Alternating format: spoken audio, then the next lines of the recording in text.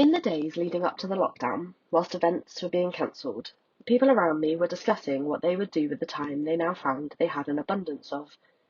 Learning new languages or instruments, taking up a new hobby, finally getting round to reading those books gathering dust on the bookcase, and I found myself feeling a pang of guilt and jealousy. I wasn't even thinking it. As lockdown was announced, I thought maybe now was the time to start thinking.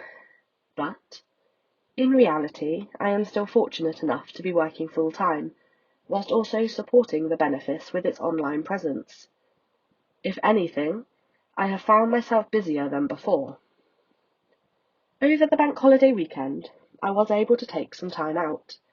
I started and finished a book, and I caught up with some of the sessions from the New Testament course I was taking, led by the Reverend Kayleigh. It was during this time that I reflected somewhat on communication. It is always something I feel I'm pretty bad at. I could go for days without speaking to anyone, without consciously feeling any negative effects.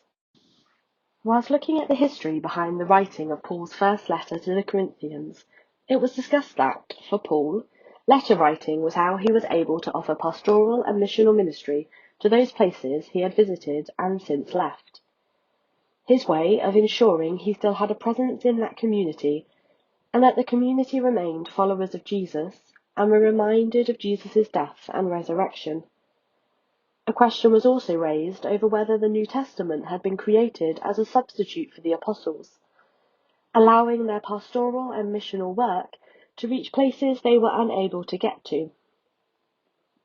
The recording of this session was from the 10th of March, and, whilst a little over a month ago, during a time when many would have thought lockdown was either not going to happen here, or was at the very least in the distant future. These thoughts were therefore not made in the knowledge that only weeks later, we as a church would be trying to figure out how to connect with our communities when we could not physically be with them.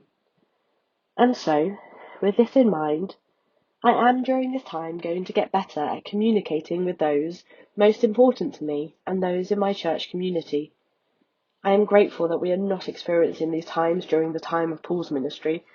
I am not much of a letter writer and would probably get impatient waiting for a response or forget what I had said in my original letter that the recipient was now responding to. So, whether it is via Zoom, Skype, house party, telephone calls, text messages or social media, keep in touch and keep chatting. Whilst we may be spatially distanced, we can be socially closer than we have ever been before, both to each other and together as the body of Christ.